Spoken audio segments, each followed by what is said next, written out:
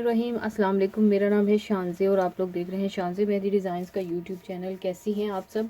Hope so आप सब ठीक होंगी, खैरियत से होंगी। हमारा शॉर्ट कोर्स चल रहा है ब्राइडल मेहंदी का और उससे रिलेटेड काफ़ी सारी इन्फॉर्मेशन, काफ़ी सारी चीज़ें इंशाल्लाह आपको आगे की क्लासेस में भी नहीं मिलेंगी और इस क्लास में भी, जो कि बहुत इंपॉर्टेंट है, हमारी बेसिक्स की क्लास। आज हम आपको बेसिक्स से रिलेटेड कुछ बताएंगे, यानी वो स्टूडेंट्स जिनको बिल्कुल भी कुछ नहीं आता उनके लिए भी, और अगर किसी को आता भी है तो उनके लिए भी, दोनों के लिए बहुत ज़्यादा मतलब फ़ायदेमंद है। आप इसमें बहुत सारी नई चीज़ें सीखेंगे, तो दोनों तरह के स्टूडेंट्स इसको गौर से देखिए। और अगर किसी को बिल्कुल नहीं आता तो वो इन बेसिक्स पर तवज्जो दें, इन बेसिक्स की प्रैक्टिस करें, क्योंकि अगर आपकी बेसिक्स ठीक नहीं होंगी तो आपको पता है कि हमारे ब्राइडल्स किस तरह होते हैं, उनके डिज़ाइंस कैसे होते हैं, उनके बंचेस को या उनके पार्ट्स को मिलाकर जो है ना एक डिज़ाइन बनाया जाता है और ज़्यादा एरिया कवर किया जाता है। सो हमारा मेन मकसद क्या होना चाहिए कि हम चाहे एक फ्लावर बना रहे हैं, चाहे बहुत बड़ा एरिया कवर कर रहे हैं, दोनों में हमारे लिए ज़रूरी क्या है कि अच्छी नीट मेहंदी लगाना। तो उसके लिए ज़रूरी है अपने बेसिक्स को ठीक करना, और उन बेसिक्स को कैसे ठीक करना है वही मैं इंशाल्लाह आपको बताऊंगी। चलिए जी, मैं सबसे पहले आपको थोड़ा सा बेसिक्स से रिलेटेड इन्फॉर्मेशन देती हूँ। अच्छा जी, मैं आपको अब जो आपकी स्क्रीन में नज़र आ रहा होगा, आपको स्क्रीन पे मेहंदी डिज़ाइंस बेसिक्स के हवाले से एक पिक्चर नज़र आ रही होगी जिसमें कुछ डिटेल्स लिखी हैं। मैं आपको बेसिक्स से रिलेटेड कुछ इन्फॉर्मेशन, कुछ बातें बता रही हूँ, फिर इसके बाद हम प्रैक्टिकली करेंगे कि बेसिक्स में ये जो हमारी लाइन, कर्व्स और डॉट्स हैं इनको बनाना कैसे और इनमें किन बातों का ख्याल रखना है। तो छोटी छोटी सी जल्दी जल्दी से कुछ टिप्स हैं वो मैं आपको बताऊँगी और आपने वो फॉलो करना है। जैसे कि आपको नज़र आ रहा है कि मेहंदी डिज़ाइंस की बेसिक्स, मेहंदी डिज़ाइंस की बेसिक्स में आपको दो पोर्शन नज़र आ रहे हैं। एक पे क्या है कि 6 यानी 6 तरह के नाम लिखे हुए हैं, ये एलिमेंट्स के नाम है, और दूसरी तरफ क्या लिखा हुआ है, बेसिक्स ऑफ मेहंदी डिज़ाइंस, और उसके नीचे लिखा है लाइंस प्लस कर्व। अब इसका क्या मतलब है? मेहंदी डिज़ाइंस में बेसिक यानी उसका पीक पॉइंट या कह लें कि इम्पोर्टेंट पॉइंट, यानी इन दोनों के बगैर मेहंदी ज़ीरो है। अगर आप इसमें फुल मार्क्स नहीं लेते, अच्छे से प्रैक्टिस नहीं करते, तो आप कोई भी कुछ भी कर लो, आपके बाकी एलिमेंट्स, फ्लावर्स, लीव्स, चेक्स, ये नहीं हो सकते, क्योंकि हमारे सारे एलिमेंट्स इन दो बेसिक्स एलिमेंट्स से मिलकर बनते हैं। या तो वो सिर्फ लाइंस होंगी, या तो वो सिर्फ कर्व्स होंगे, या इन दोनों को मिलाकर एक एलिमेंट बनेगा, चाहे फिर किसी टाइप का फ्लावर है, कोई भी चीज़ है। ठीक है, तो यानी जो होता है ना, जैसे कि घर बनाया जाता है तो उसके लिए जो आप एक सतून बनाते हैं, एक बेस बनाते हैं, कि आप इसके ऊपर फिर कंस्ट्रक्शन करेंगे, इतने साइज़ का कमरा होगा, इतने साइज़ का किचन होगा, तो उसके लिए एक बेस बनाई जाती है। ठीक है, उसके ऊपर फिर दीवार खड़ी की जाती है। तो ये जो लाइंस एंड कर्व्स है ना, ये बिल्कुल ही मेहंदी में ऐसे हैं कि आप इसके ऊपर फिर अपना बाकी काम स्टार्ट करते हो। ठीक हो गया, तो आप माइंड में रखो कि बेसिक यानी जो बेस है मेहंदी की वो कौन सी है, लाइंस प्लस कर्व्स, जो कि मोस्ट इम्पॉर्टेंट है। अब जो आपको साइड पे 6 पॉइंट्स नज़र आ रहे हैं जिसमें लाइंस, कर्व्स, डॉट, फ्रिल्स और चेक बॉक्सेस और फ्लावर, ये जो नाम नज़र आ रहे हैं ये क्या है, ये बेसिक्स हैं। बेसिक्स मीन्स के मेहंदी डिज़ाइन में ज़्यादातर यूज़ भी ये होते हैं, और आप अगर सीख रहे हो तो स्टार्टिंग में यही एलिमेंट्स हैं जिन पे आप अपना पहले फोकस करो, इनको सीखो और फिर आहिस्ता आहिस्ता आहिस्ता आहिस्ता आगे चलते जाओ। सो ये मेन एलिमेंट्स हैं इसके। अब ये जो lines, curves, dot, frills, check boxes और फ्लावर हैं, ये दोनों भी लाइंस प्लस कर्व से मिलकर ही बने हैं।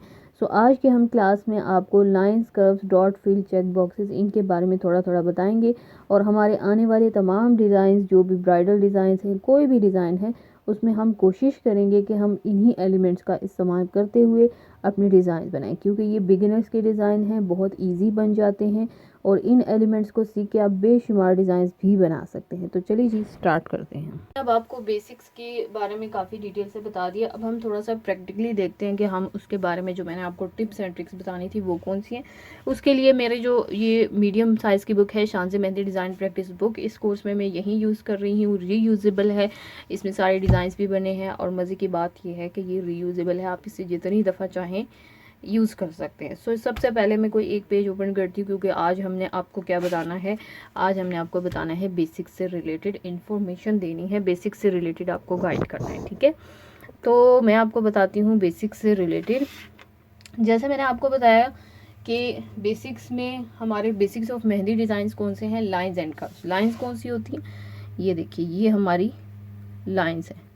ठीक है, और ये हमारे कर्व्स हैं। यहाँ मैं अपनी ही बनाई हुई मेहंदी यूज़ कर रही हूँ। ठीक है, आपने भी मेहंदी का बहुत ख्याल रखना है, अच्छी सी मेहंदी यूज़ करनी है। तो ये हमारी क्या है, ये हमारी लाइन है और ये हमारी कर्व है, इन दोनों के ऊपर हमें बहुत ज़्यादा फोकस करना है।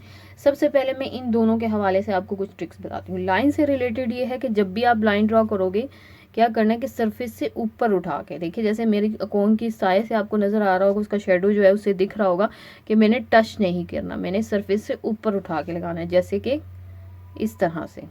ठीक है, अब अगर अच्छी कोन होगी, अच्छा पेस्ट होगा, तो ये लाइन कभी नहीं टूटेगी, एक तार सी बनेगी। ठीक है, एक तो इस पे डिपेंड करता है। दूसरा, आप यहाँ पे इसको कितना प्रेस कर रहे हो, अगर आपका प्रेशर बीच में कम या ज़्यादा हो रहा है तो आपकी लाइन टूटेगी। ठीक है, तो इसकी भी ठीक कैसे होगा, प्रैक्टिस, बार बार।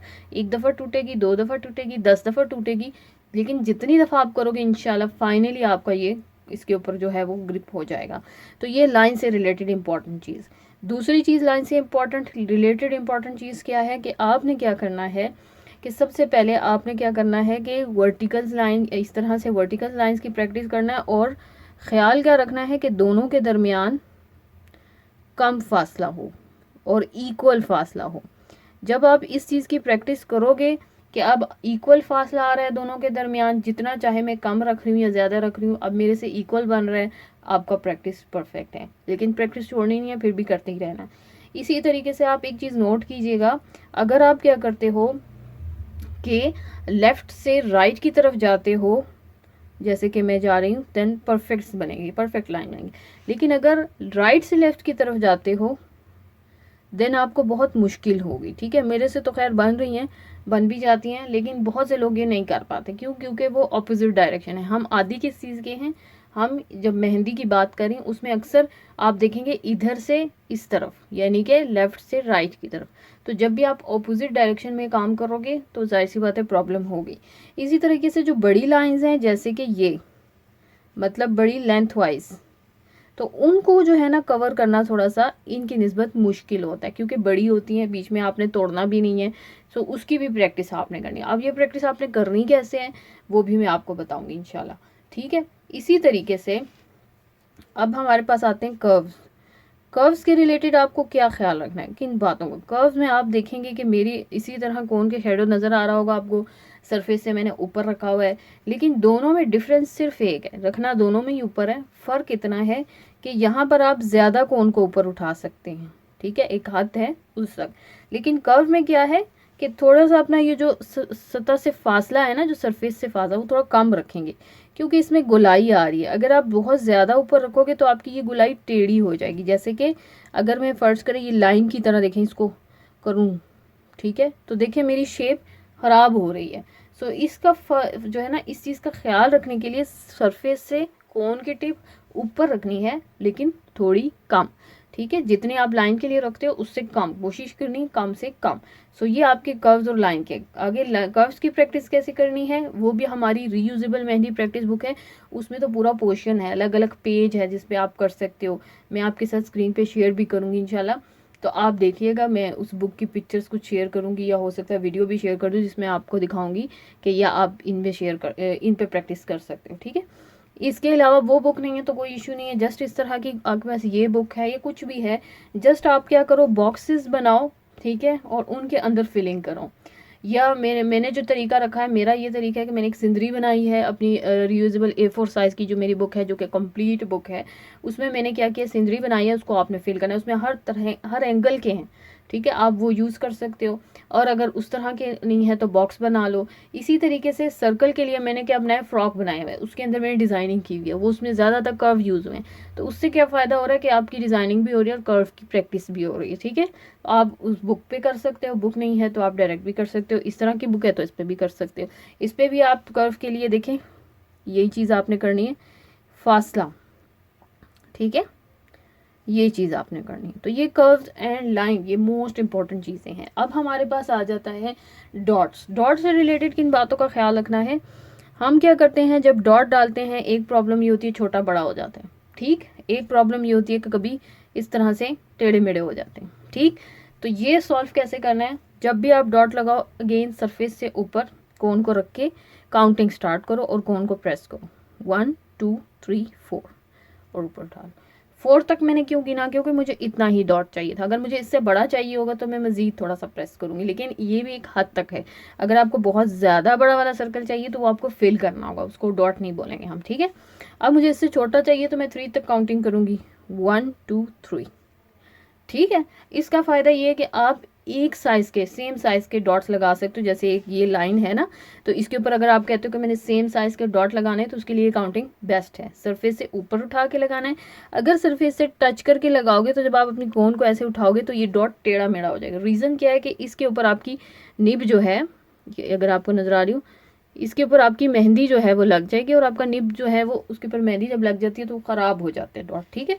डॉट से रिलेटेड ये बात, एक डॉट से रिलेटेड जो ज़्यादा प्रॉब्लम होती है वो ये होती है कि जब हम इस तरह से लाइन के ऊपर डॉट लगाते हैं तो हमारे क्या हो जाते हैं, या तो टेढ़े मेढ़े हो जाते हैं, या ये देखें इस तरह से ऊपर नीचे। इनका सोल्यूशन क्या है? इनका सोल्यूशन ये है कि अगर आपने लाइन के ऊपर लगाना है तो डॉट आप थोड़ा सा ऊपर शुरू करोगे, नज़र आ रहा है आपको, थोड़ा सा ऊपर, और तब तक दबाओ जब तक नीचे वाले सरफेस से टच ना कर जाए।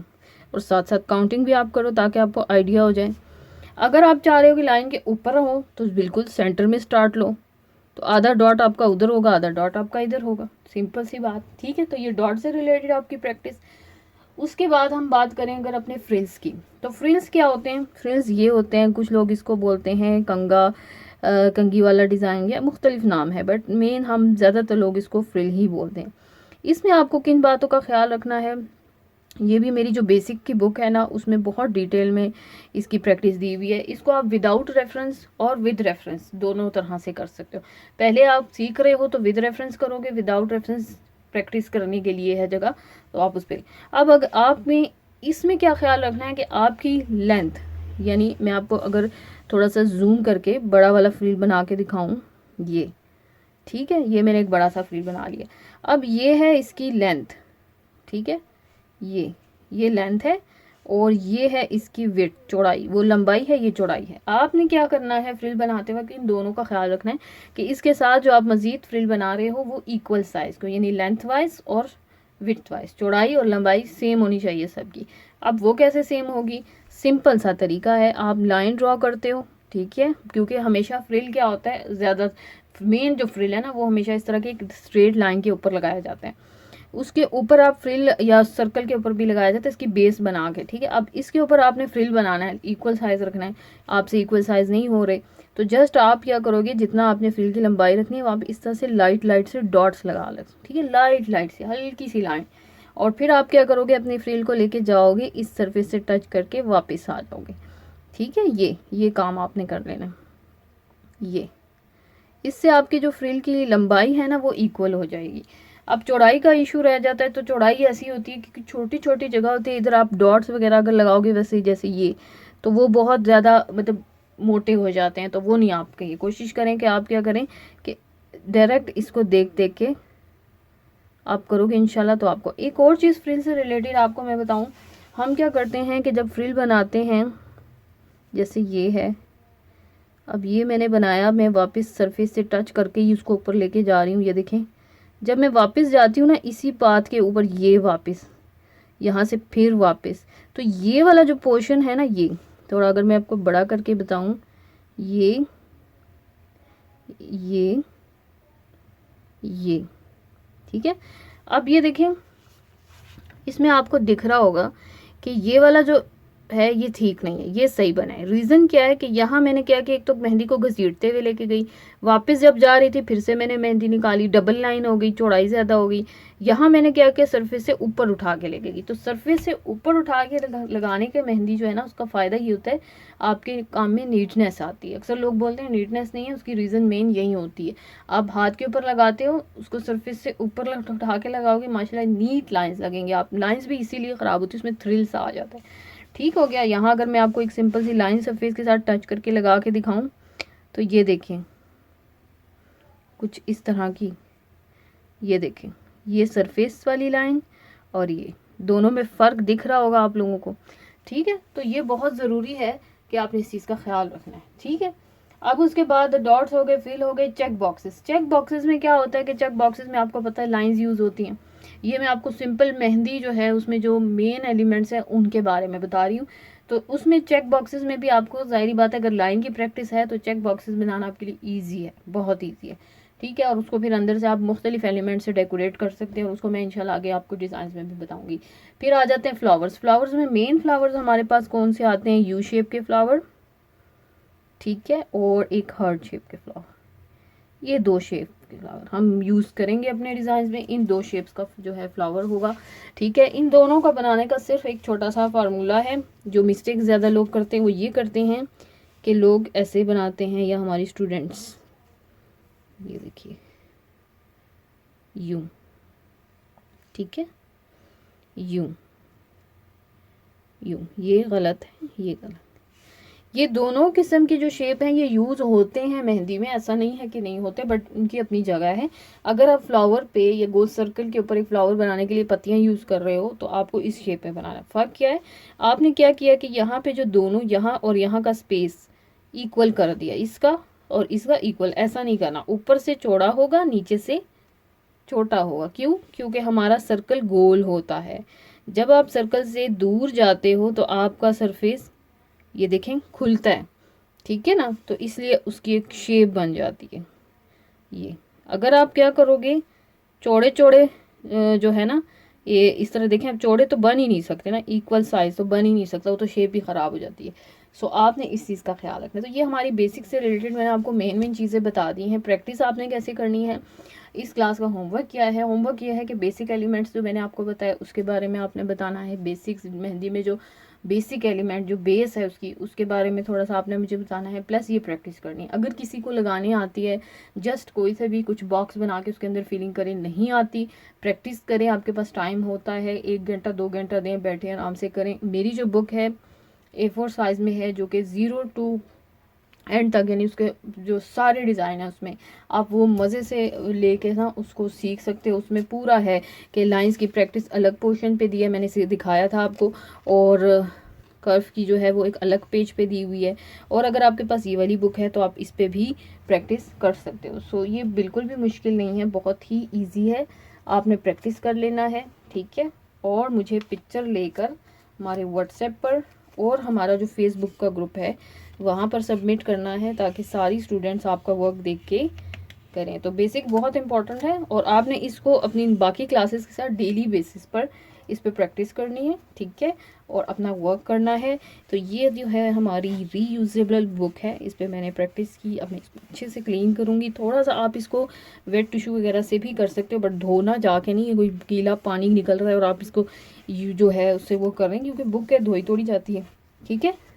इस तरह से साफ़ किया, अगेन इसको हम रखेंगे, और इंशाल्लाह अपनी नेक्स्ट क्लास में फिर हम अपनी नेक्स्ट क्लास के साथ जो है आपके सामने हाजिर होंगे, ठीक है। तो होमवर्क कीजिए, अपना बहुत सारा ख्याल रखिए, दुआओं में याद रखिए। तब तक के लिए अल्लाह हाफ़िज़।